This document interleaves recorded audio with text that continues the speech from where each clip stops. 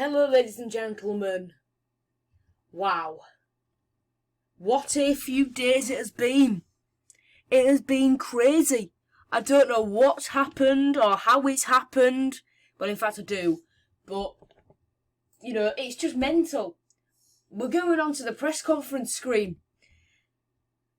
I wish I could say I photoshopped that myself, but I haven't. I've just nicked it from Hull City's website from when they posted some Zoom backgrounds. So thank you, Ben Taus. Obviously, my success has come off of Hull City's disaster.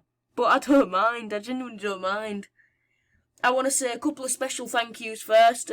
Family, friends, you all know who you are. You're all brilliant. You guys watching at home, whether you've been here from day 1, day 2, day 3, even to present day, even if you've only just joined this group of subscribers, I thank you with my whole heart. It's phenomenal what not just I've achieved, but what we've achieved in the last few days. You lot have made this possible. And finally, a couple of YouTuber thank yous, because Thogden's pushed this. Thogden was the first YouTuber to push it out, and since then myself and Theo have been messaging, we've messaged privately, and I am eternally grateful to you, Theo, if in the unlikely event that you are watching.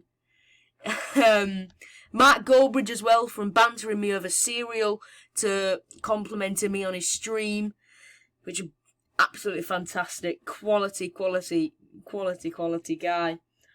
And the Irish guy as well for having a bit of a banter about it from HITC. It is, if you roll all 3 HITC members into one, your ranting Irish guy. James, it's your gingerness, and Alfie, Hull City all the way, my friend. Anyway, that's enough from me and about my life. Let's get back onto some negative stuff for the team news for Hull City.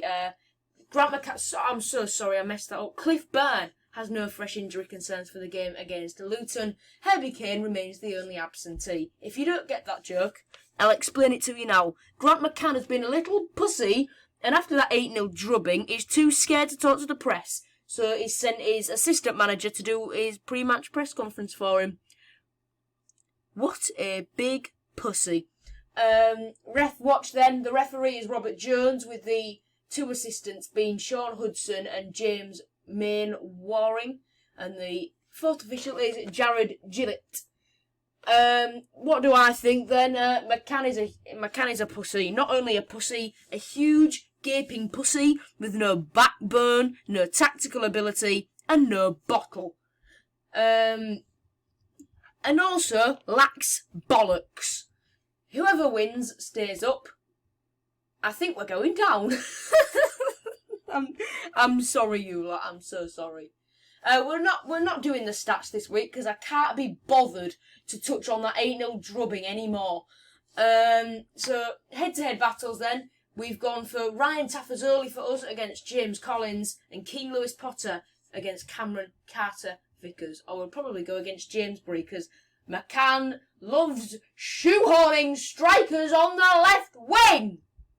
Now to my predicted team. Cliff Burns, 11, so to speak. So George in goal, back from McDonald, Device, Tafazoli and Elder, with Batty, De Silva and Honeyman, the midfield trio. Honeyman, the one player who fought until the very, very end. Batty as well, I commend his effort on Tuesday. Wilkes on the right, Scott returns on the left, and Lewis Potter, another player who shouldn't have to witness his hometown club do that, and gave everything from the minute he came on until the minute he stepped off that pitch. You know, the kid lives on Holderness Road. He's Hull through and through. He shouldn't have to participate in that. Anyway, the bench then. Ingram, Burke, Stewart, Eves, Torrell, McLaughlin, Bowler, Pennington and McGuinness. That is what I reckon Mr. McCann / Mr. Byrne will do. But it doesn't matter about that anymore because we've still kept that segment from last week with my wanted 11. Again, Adkins and Silva there, manifesting my goals. Gone Ingram in goal. Back four of De Silva, McLaughlin, Tafazoli and Fleming. Now, with regards to Fleming, he was out on loan at Bolton. However, I am, at this moment, unsure whether he's allowed to play. When it was announced that he would not, that he would return from Bolton, it did say he was available to play for the remainder of the season. I'm not sure if that's right, I'm not sure if that's wrong, but the club said it, so I'm going to take it as gospel. Brandon Fleming, you're in, pal. On the right mid, I've got the forgotten man, Martin Samuelson, Dan Batty and George Honeyman, and who I've actually given the armband to. George Honeyman in this 4-4-2. You know, Honeyman, he's a fantastic, fantastic player since the restart. He was, I'm going to be honest, brutally honest, he was shocking before the restart, but he's become a different player since he's got that long hair. He's going to take the Jackson Irvine chant. We can now go, George Honeyman, bum, bum, bum, long hair never looked so good. So good, so good, so good. Doesn't have the same effect, does it? So Honeyman's going to take the armband. Yes, Batty captained the club in pre-season, but I'm giving it to Honeyman because he fought until the very end. Malik Wilkes somehow keeps his place on the left. Scott and Lewis Potter lead the line.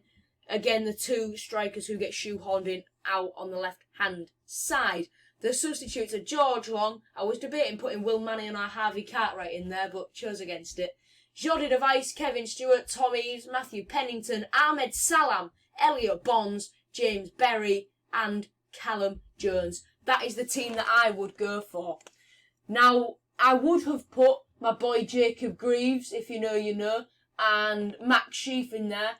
However, I am 99% confident they are not allowed to play because they've spent the year out on loan at Charlton and they wouldn't have been registered for when they returned from those loan spells. But, you know, they'll play a part next season. Don't get me wrong. If we're in the third tier, we should give them a chance because they were brilliant for Cheltenham. Salam, give him a go. He's been very decent for the 23s this season, as has Elliot Bonds. Since he came in about October time, he has shone for the under-23s and has been so close to a first-team debut, just hasn't quite been handed it yet. James Berry, again, made his first-team debut in a drubbing, this time only 3-0, but it was against Blackburn this time. And he's been lighting it up. He is the next Keane Lewis Potter. And Callum Jones wasn't involved in the West Brom game. He was sat on the bench. And if he gets a chance, go on, Callum. Show him what you got. Other candidates for a spot there were Andy Smith, a young centre-back. But I chose to just stick Device on there. And interestingly, no Reece Burke.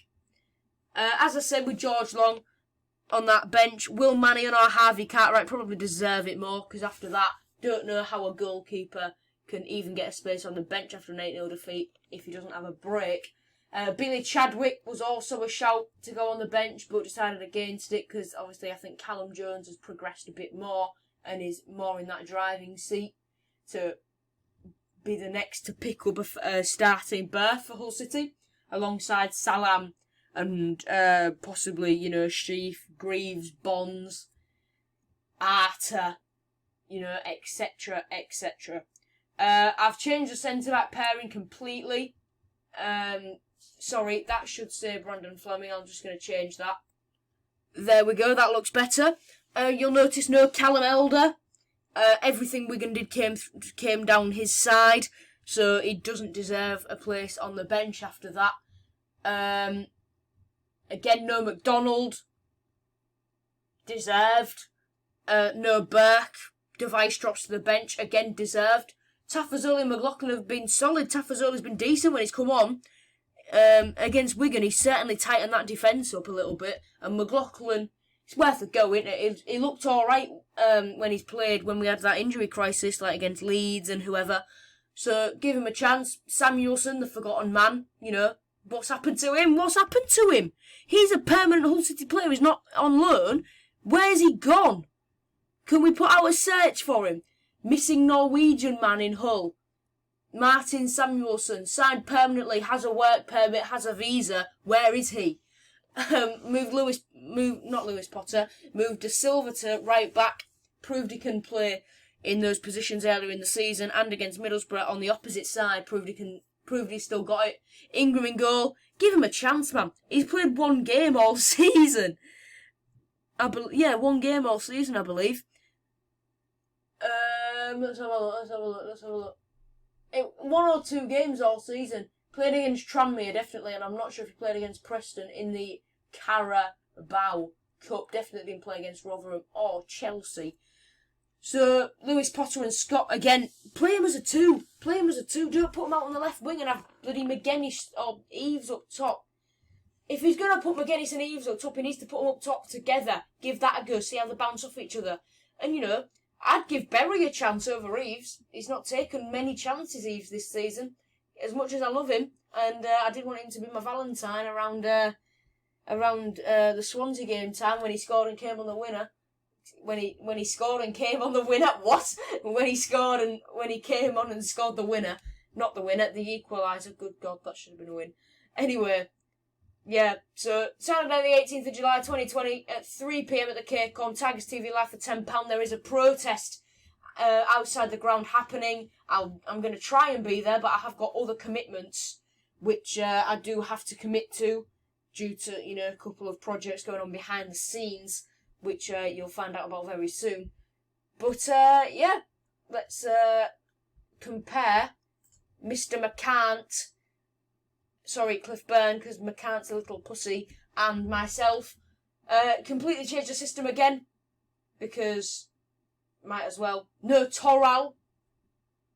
That's interesting from me. No Bowler, no McGuinness. These are for reasons, by the way. Toral had quite possibly the worst half of football I've ever seen from him. And there was a chance in his debut season, there was a time in his debut season for the club where he may or may not have come on and pulled his hamstring trying to jockey the ball out for our corner. Mental. Anyway, predicted score 3-0.